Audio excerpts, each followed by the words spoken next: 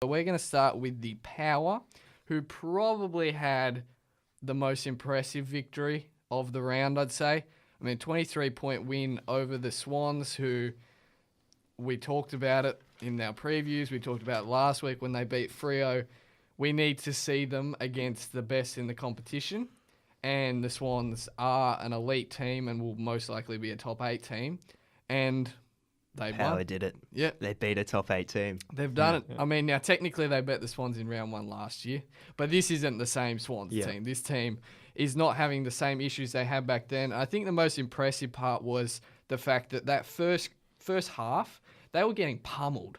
They were getting pummeled by the Swans' pressure, the inside 50s. So they had 35 inside 50s in the first half, the Swans, but they only managed to kick 6 goals. So they apparently conceded 6 goals. They held them, so they had all the ball. They managed to hold them, hold the surge. That unheralded defense of the likes of Cleary, Burn-Jones, Jonas, Riley Bonner, Houston, and then obviously Dougal Howard, who was on Buddy, who kicked 4, but didn't kick 8, so it's better than last week.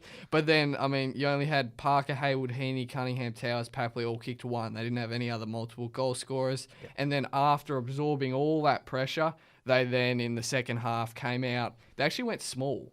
So they put Westhoff onto the wing. Dixon went into the ruck, and immediately it paid dividends when Boat kicked 2 goals. Was their small fleeter brigade who took over, and they ran away with it, really. Especially without Ryder, too. Exactly. It was meant to be the undoing. Yep, exactly. So they 7 goals to 2 in the third quarter and 3 to 2 in the last, where the game was pretty much over. Was that a statement victory in your opinion? Is that enough to convince you, or you need to see more?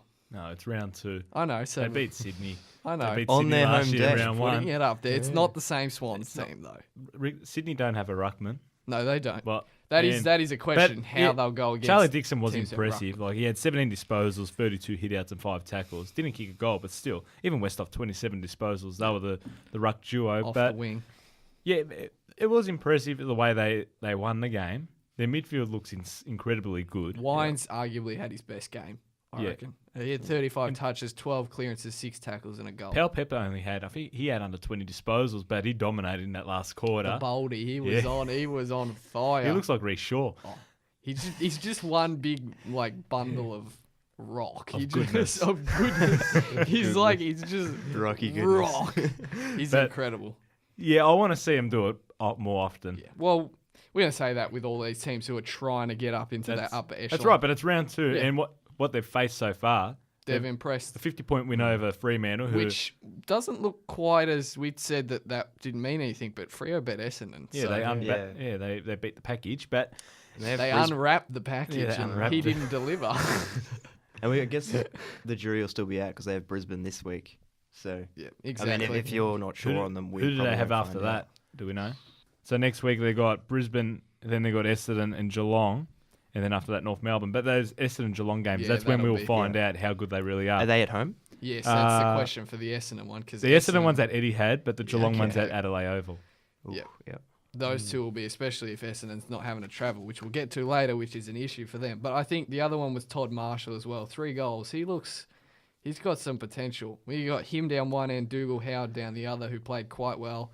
And Buddy started all right. I mean, he did kick 4, but I just like how Hinkley kept going. You can do this. You keep going. Put faith in Dougal Howard. And yeah, he kicked 4, and I mean, he's on track for that 100 we talked about. He's keeping the average ticking up. Need a buddy counter. Yeah, need a buddy counter. But they won the game. So overall, he won the battle. Are the Swans too buddy conscious still? Yes. Ooh, for sure. For sure. Especially because Sam Reid hasn't played in the first 2 rounds. Where is he? He's got hamstring tightness. So he didn't play first 2, which we talked about. If they want to contend, they probably need a 40-goal, 35-goal season out of him. So it'll change a bit once he gets back. But yeah, I agree. They're way too buddy conscious. As good as he is, he looks in incredible form. He's playing with no tape or wrapping on his shoulder. Free buddy. He looks so good. Who cares if they rely on him too much? Well, they're not going to bloody- win a premiership if they rely on him. I think I'd rather see him kick 100. Yeah, we don't need. Richmond can win the flag as long as Buddy kicks 100. Anyone can win it. I don't want to see 100 again. The other one is Oliver Florin as well. I really like the look of that kid. He looks really good. Yeah. 20 touches, 10 of them were contested. He looks willing to take the game on and poised. I don't think it's too much of a concern for the Swans though. Well, relying on Buddy. No, as in the loss. It's overall, it's not too much of a concern for the season's sake.